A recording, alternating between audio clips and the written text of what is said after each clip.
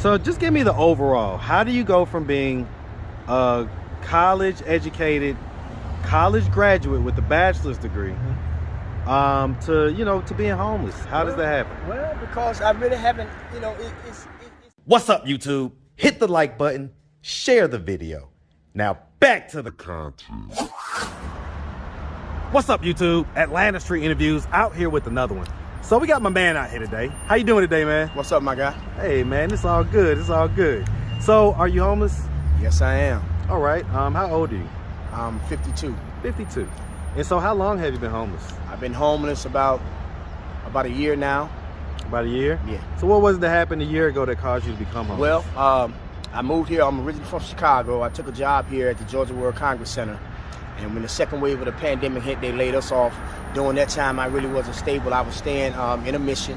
But of course, the mission has a time frame on how long you can stay there. And so after my time was up, I had no choice but to leave, and that resorted me to the streets. Okay. All right. Do you have any kids? I do. How many? I have two daughters, two daughters? grandchildren. Okay. How old are they? 31 and 20. Okay. 31 and 20. Same mom or different moms? Different mothers. Different moms? Okay.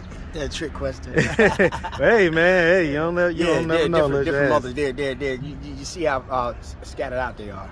Okay. Age-wise. Yeah, definitely 11 years apart. Mm-hmm. All right.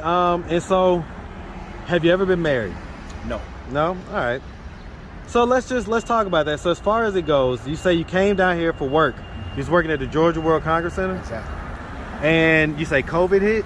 Or what happened? The second wave of the pandemic hit, and they laid us off.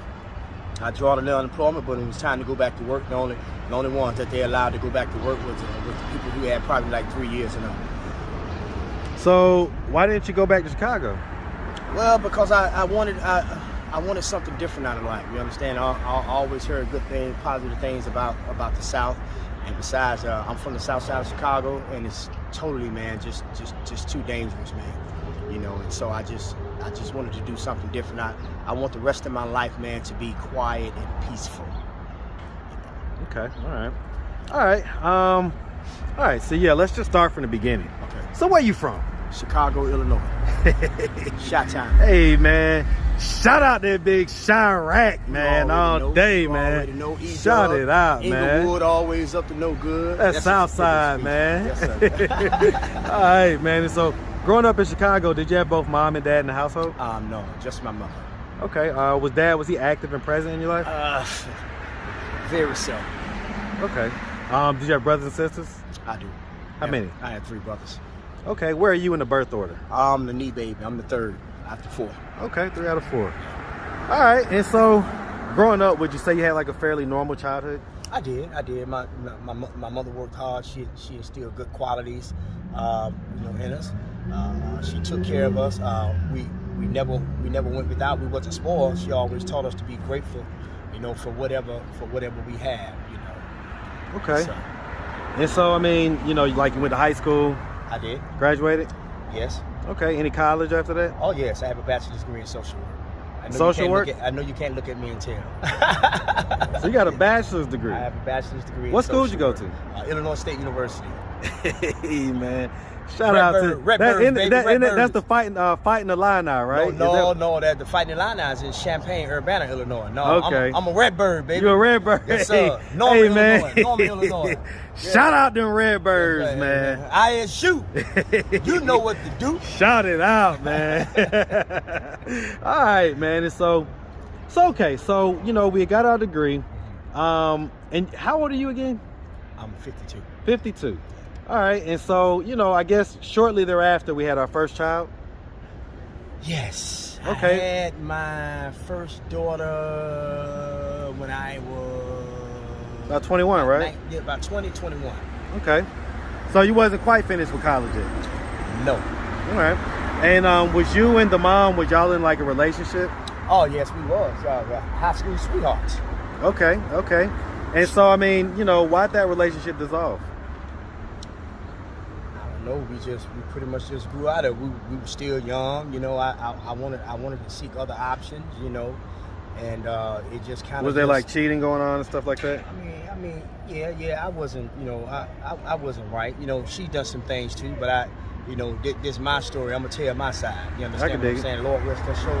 She's deceased now. Deceased? Okay. Yeah. She passed away. How did she pass? 2008. She had some type of disease that caused her to gain a lot of weight, and so she decided that she wanted to do the lap band surgery. And when the doctors opened her up, the surgeons opened her up, they realized that she was having some issues out of her kidney. Cirrhosis wise, she didn't drink or nothing like that. I think it was the disease that she had that accumulated.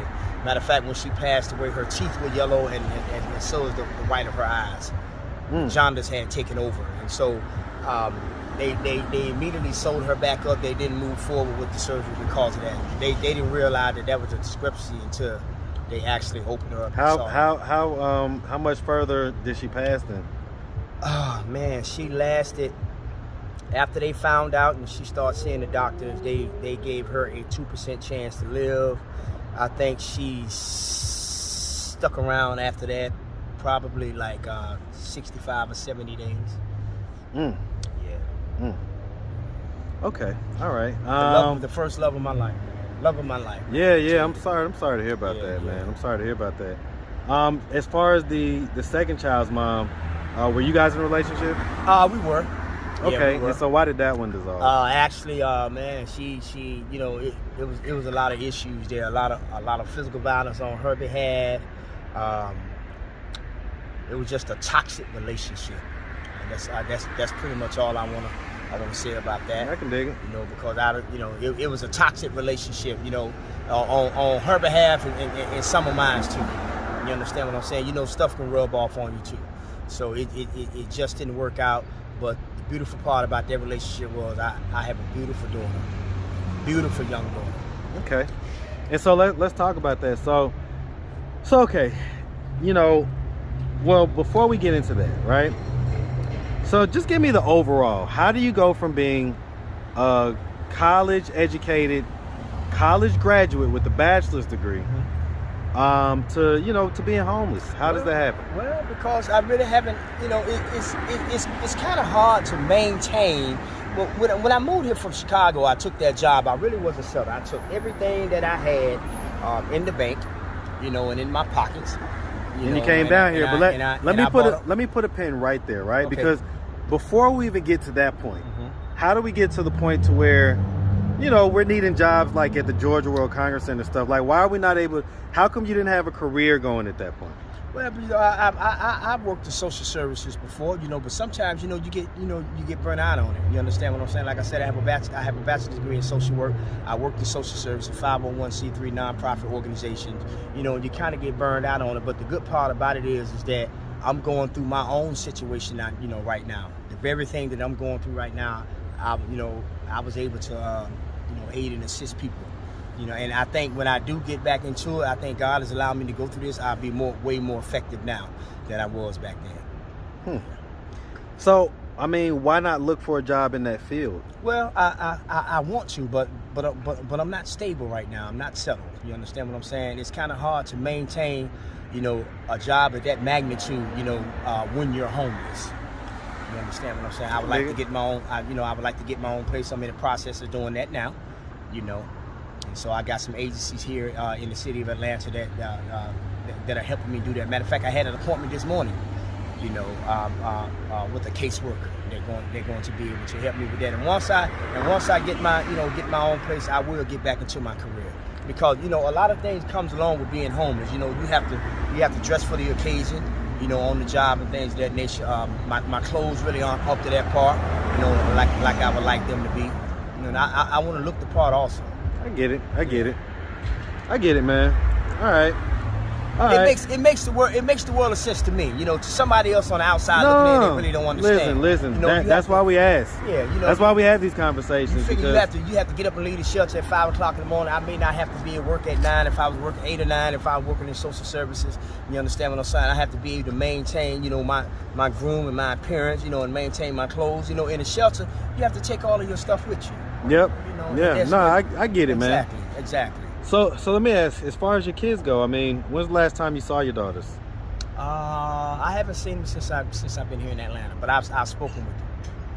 Okay. I mean, what are those conversations like? Do they know that you're homeless? No, they know that I'm going through some things. What's going on, boss? But I really didn't. I really didn't go into. Give me 1 second. Let me finish him up, man. I'm sorry. Say that again, man. I really didn't go into detail, on the aspect on what I'm going through. I just let them know that life really hasn't been that easy for me since I've been here, And I just leave it at that. I don't want to go into detail because I don't want them to worry, So what do you think their thoughts and their reactions are going to be when they see this video on YouTube? What do you think? What do you think they're going to be thinking of? Well, I'm praying that they don't see it. To be honest, I'm really praying that they don't see it. But if they do, I just have to, get rigorously honest with them and just let them know. This is my situation. I'm going through this. I don't want to draw nobody else into that. You understand what I'm saying? I got myself into this situation. Through the help of agencies and God, I'm going to get myself out. But I can't do it by myself, man. And I'm realizing now, here in the city of Atlanta, it's not what you know. It's all about who you know. That's everywhere, man. So I'm trying to I'm trying to network, on that aspect. And so far so good. It's been a process. It's a tedious journey. But I'm gonna hold on, brother, and I'm gonna see it through. Man, one foot in front of the other, man. One foot in front of the other. I'm gonna hold my head high. So on that note, what are we doing right now to try to get ourselves out of this position of being homeless? Actually, I'm in the process. All of my credentials were stolen in a book bag that I had last month. I just sent off for my birth certificate. I'm waiting on my Social Security card to come in the mail, and I'm going to go down to the DMV and get a duplicate copy of my driver's license. I had my driver's license switched over from the state of Illinois to Georgia when I first moved here. So, okay. All right, man. Well, listen, if anybody out there wanted to reach out, help, or donate, do you have a way they could do that? Do you have social media, Cash App, anything like that? No, I don't. My email address is anthonyowens1971@gmail.com. That's ANTHONYOWENS1971@gmail.com. All right. Hey, listen, man, we really appreciate you taking the time answering all of our questions. Yes. We definitely wish you nothing but the best out here, all right? Man, God bless you, and I appreciate you, man. Definitely, man. You make sure you have a good one, all right? All right, likewise. My guy.